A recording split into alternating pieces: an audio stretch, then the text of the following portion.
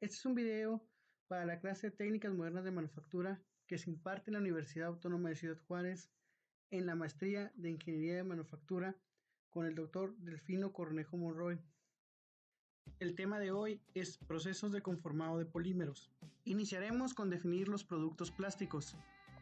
Los plásticos se pueden formar de una amplia variedad de productos.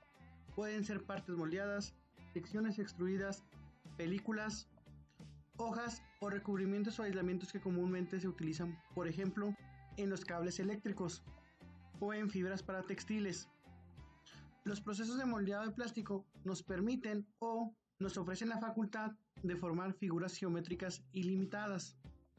Tienen la ventaja de que requieren menos energía que los metales, debido a que sus temperaturas de procesamiento son mucho menores. El manejo de estos productos se simplifican durante la producción, ya que se utilizan temperaturas más bajas y normalmente no es necesario pintar o realizar algún otro tipo de proceso subsecuente. Existen dos tipos de plásticos, los termoplásticos y los termoestables. Los termoplásticos tienen una estructura química permanente, invariable durante el calentamiento y la conformación, es decir, no cambian y comprenden el 70% del total de los plásticos en el mundo, mientras que los termoestables son aquellos que se someten a procesos de curado, de calentamiento y conformación, lo que causa un cambio permanente en la estructura molecular.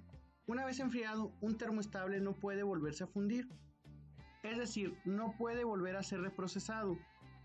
Los procesos de conformación de plásticos se pueden clasificar en diferentes maneras.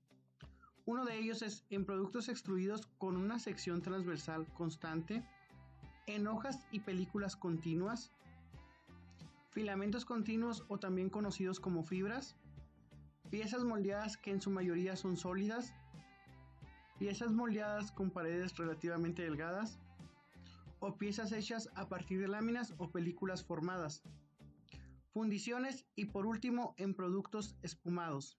Para dar vida a una pieza plástica o termoplástico, se debe calentar primero para que éste se ablande y la consistencia tome una forma líquida. Esta forma es llamada masa fundida de polímero. Las propiedades importantes del polímero son la viscosidad y la viscoelasticidad. La viscosidad es la propiedad del fluido que relaciona el esfuerzo cortante con la velocidad durante el flujo. Todo esto es debido al alto peso molecular.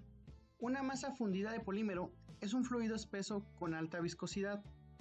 La mayoría de los procesos de conformación de polímeros implica un flujo a través de un canal, hueco o conformación de matriz. Las tasas de flujo a menudo son altas, lo que lleva a altas tensiones, lo que se requiere presiones significativas en estos procesos. Existe una relación entre la velocidad de corte y la viscosidad, ya que la velocidad de un polímero fundido disminuye con la velocidad de corte. Por lo tanto, el fluido se pone más delgado, es decir, fluye más rápido, a mayores velocidades de corte. De igual manera, existe una relación entre la temperatura y la velocidad de corte. Por lo tanto, el fluido se pone más delgado a temperaturas más altas y fluye más rápido. De esto surge una nueva característica, que es la viscoelasticidad, que en realidad es la combinación entre la viscosidad y la elasticidad. Esto lo podemos ver cuando un fluido caliente se expande al salir de una abertura o una matriz en diferentes procesos. El primer proceso que veremos en el conformado de plásticos es el de extrusión.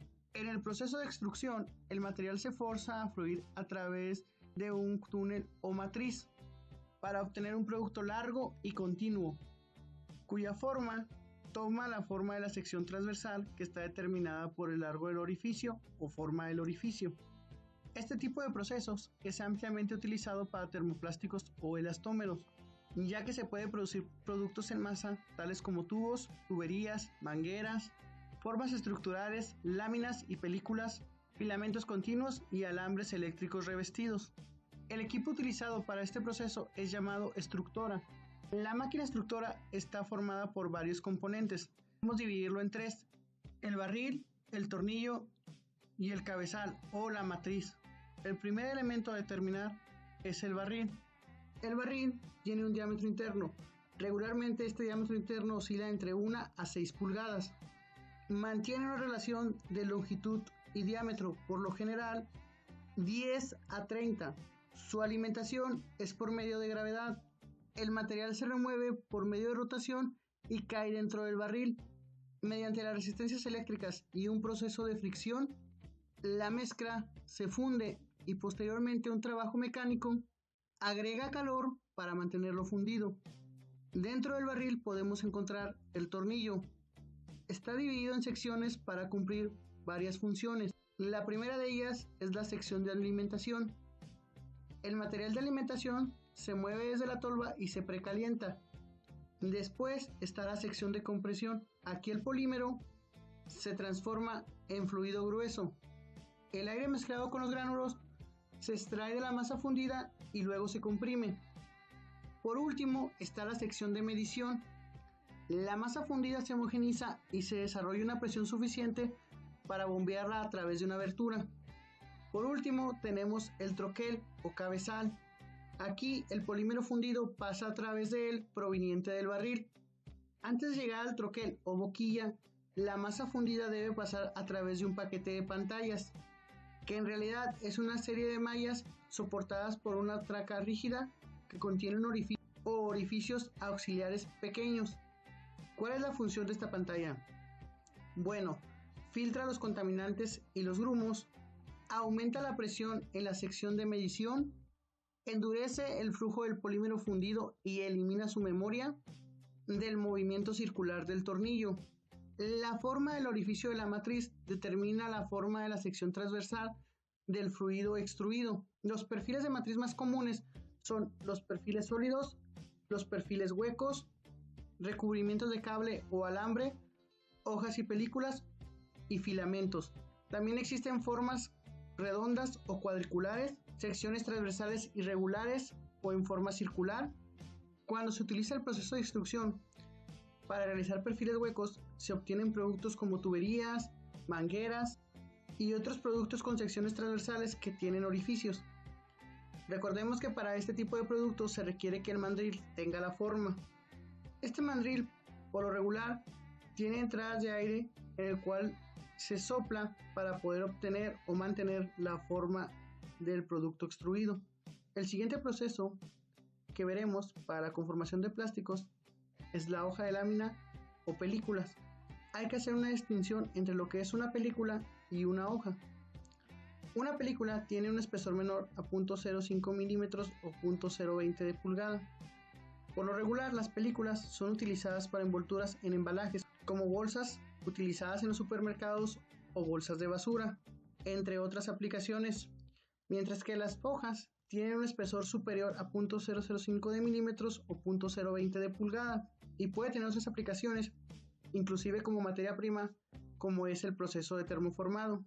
Se utilizan tres tipos de proceso para la fabricación de láminas y películas, los cuales son la extrusión de chapa o película de hendidura, proceso de extrusión de películas ahumada y el talandrado. El primero, que es la extrusión de películas de chapa, se realiza mediante la extrusión de película normal, en donde se utiliza una ranura estrecha como abertura de matriz. Esta hendidura puede medir hasta 3 metros o 10 pies de ancho, puede ser tan estrecha como 0.05 de milímetro o 0.01 de pulgada. Uno de los principales problemas es mantener la uniformidad del grosor en todo el ancho del material. Esto debido a que existe un cambio brusco de temperatura a través del polímero a medida que fluye a través del molde, lo que provoca que regularmente los bordes sean recorridos o se tengan que recorrer. Otro proceso es el proceso de extrusión de película soplada. Este proceso combina el proceso de extrusión y de soplado para producir un tubo de pared muy delgada. La forma de realizarlo es se extruye un polímero alrededor de una boquilla que ésta sopla aire para poder inflarlo y obtener así la película. El aire soplado es para mantener el grosor uniforme y el diámetro del tubo. El tercer proceso, que es el proceso de talandrado, es un proceso donde se pasa la materia prima a través de una serie de rodillos para reducir el grosor y así obtener el tamaño requerido. Sin embargo, presenta la desventaja de que el equipo es muy costoso y solamente es factible utilizarlo en altas tasas de producción. Este proceso es una opción para productos que requieren un alto acabado superficial y una exactitud de dimensión muy estrecha. Así que solo se aplica regularmente en termoplásticos como cauchos o PVCs plastificados, productos de revestimiento, por ejemplo tinas de baño, manteles de vinilo, revestimientos de bocina, botes inflables y juguetes. Nuestro siguiente tema son las fibras y filamentos. Para iniciar, definiremos lo que es una fibra. Una fibra es una hebra larga y delgada, cuya longitud es al menos 100 veces su sección transversal, mientras que un filamento es una fibra de longitud continua. Existen varias aplicaciones para las fibras y filamentos, y por lo regular, estas son en donde se aplican como materiales textiles o materiales de refuerzo. Las fibras pueden ser naturales o sintéticas. Las fibras naturales constituyen el 25% en el mercado y son el algodón y la lana, mientras que las fibras sintéticas constituyen el otro 75% del mercado. El más común es el poliéster, pero existen otros como el nylon, el acrílico y el rayón. Para producir la fibra se utiliza un proceso que es conocido como hilado. En este se utiliza un polímero de partida que es calentado hasta llegar al estado fundido y se bombea a través de una hilera. Las hileras típicas tienen un grosor de 6 milímetros o 0.25 de pulgada y contienen 50 agujeros de diámetro. A través de ellos pasan los filamentos, los cuales se estiran y se enfrían a través del aire antes de ser enrollados en una bobina. Los filamentos producidos generalmente son sometidos a más estirados en frío para poder alinear la estructura cristalina a lo largo de las direcciones del eje del filamento. El efecto que se busca es aumentar significativamente la resistencia a la tracción en este tipo de producto.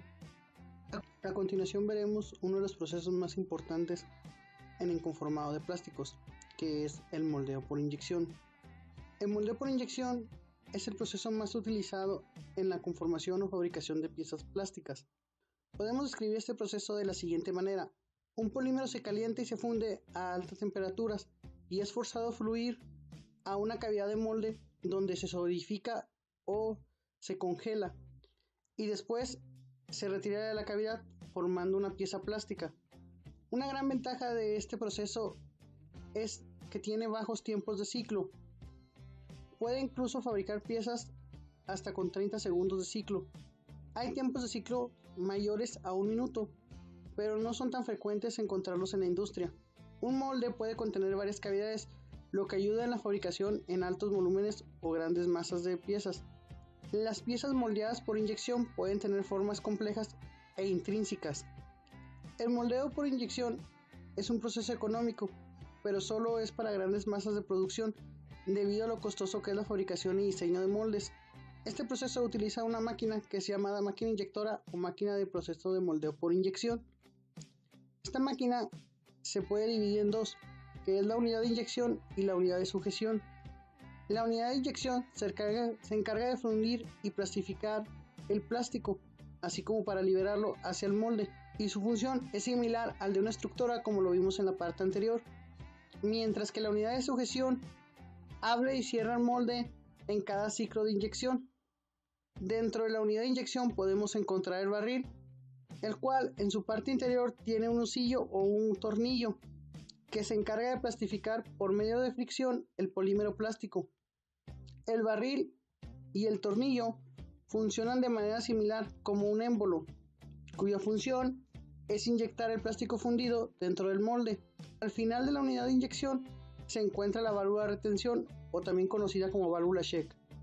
Este impide que el plástico fluya hacia atrás a lo largo del tornillo, es decir, evita que el plástico retorne hacia el barril una vez que el plástico está dentro del molde. La otra sección de la moldeadora es la unidad de sujeción. Básicamente su función es sostener las dos mitades del molde y mantenerlas alineadas entre sí. Durante el proceso de inyección mantiene el molde cerrado, aplicando una fuerza suficiente para resistir la fuerza aplicada por la inyección. Subsecuente, abre y cierra el molde en los momentos adecuados del ciclo. Podemos dividir el proceso de moldeo en 4 etapas. En la primera, el molde está cerrado. En la segunda, se inyecta el fluido en la cavidad. En la tercera, el tornillo se retrae.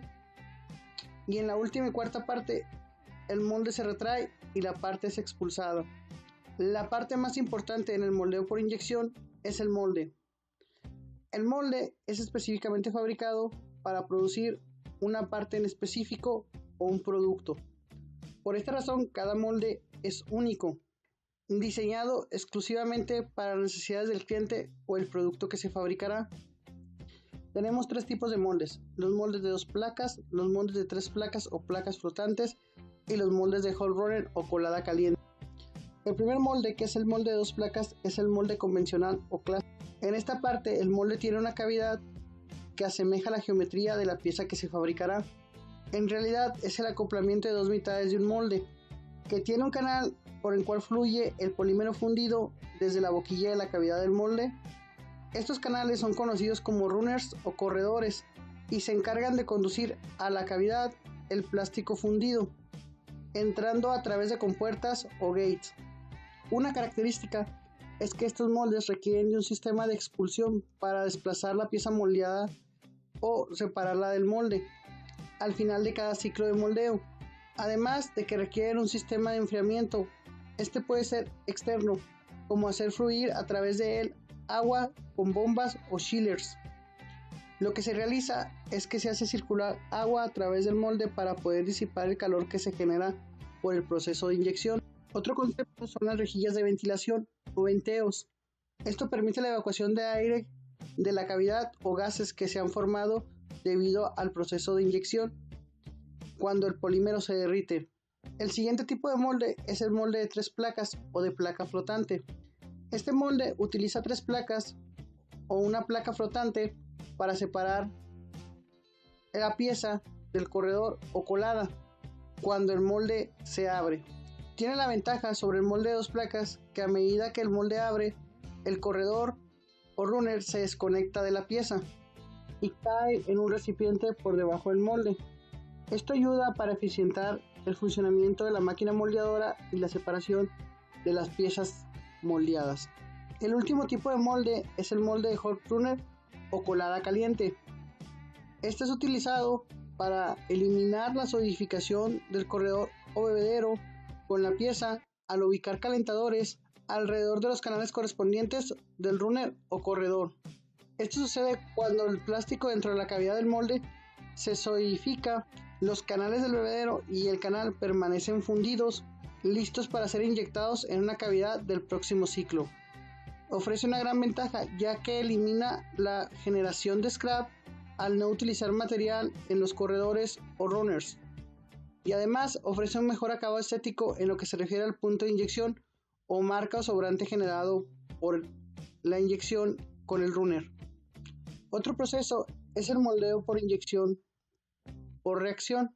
En este proceso se mezclan dos elementos líquidos altamente reactivos y luego se inyectan a una cavidad de un molde, donde se producen las reacciones químicas que conllevan a la solidificación. El moldeo por transferencia también es utilizado en ocasiones. En este tipo de procesos existe una carga denominada TS que se carga en una cámara inmediatamente delante de la cavidad del molde, donde se calienta y luego se aplica presión para forzar el polímero blando en el molde calentado, donde este es curado después. Existen dos variables de este proceso. Uno de ellos es el moldeo por transferencia de la olla. La carga se inyecta desde una olla a través de un canal de bebedero que se hace fluir hacia la cavidad, mientras que el otro es el de fundición de transferencia por émbolo. Un émbolo inyecta la carga caliente del pozo a través de los canales de la cavidad. Nuestro próximo proceso es un proceso muy utilizado en la industria y surgió a partir del soplado de vidrio. Nos referimos al moldeo por soplado o blow molding. Este tipo de proceso utiliza la presión del aire para enfriar la pieza de plástico tipo blando en una cavidad de un molde. Es utilizado para hacer piezas de plástico hueco, donde se necesita que sea una sola pieza con paredes delgadas. Un ejemplo claro son las botellas. La aplicación de este proceso por lo regular es en cantidades muy altas, donde se utiliza para el consumo de mercados masivos. La fabricación de moldeo por soplado se realiza en dos pasos. En el primero se fabrica un tubo de partida que es llamado parison, y en el segundo este tubo es inflado para tomar la forma inicial deseada. La aplicación de este proceso por lo regular es en cantidades muy altas, en donde se utiliza para consumos de mercados masivos.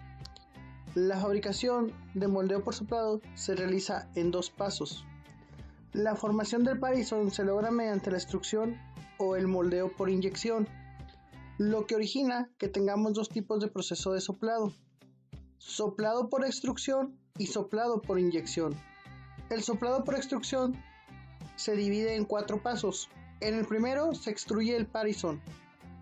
En el segundo, el parison se sujeta en la parte superior y se sella en la parte inferior, agregando un pasador que permite el soplado cuando el molde se cierra. Después surge el tercer paso, en el que el tubo es inflado. Y por último, se abre el molde y se retira la pieza. De igual manera, el moldeo soplado por inyección se divide en 4 pasos. En el primero, el parison se inyecta moldeado alrededor de la varilla de soplado. En el segundo paso, el molde se abre y el parison se mueve al molde de soplado. En el tercero, el polímero blando está inflado mediante aire. Y por último, el cuarto paso, se extrae la pieza que es desmoldada. La ventaja que presenta el moldeo por soplado es que su estructura resultante es más rígida, más transparente y más resistente a los impactos. El plástico más utilizado es el que es conocido como PET, que tiene una permeabilidad muy baja y se fortalece por medio del moldeo por estiramiento. Esto es ideal para productos como bebidas y envases. Algunos de los productos del moldeo por soplado son el polietileno de alta densidad, el polipropileno.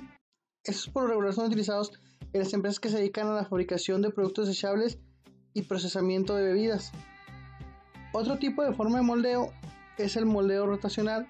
Este proceso usa la gravedad de un molde giratorio para producir una parte. Esta es una alternativa al proceso de moldeo por soplado, donde se producen piezas más grandes con una geometría más dispersa. Sin embargo, es utilizado en menores tasas de producción. Es utilizado para fabricar partes internas de botes, canoas, revestimientos y partes internas de almacenamiento.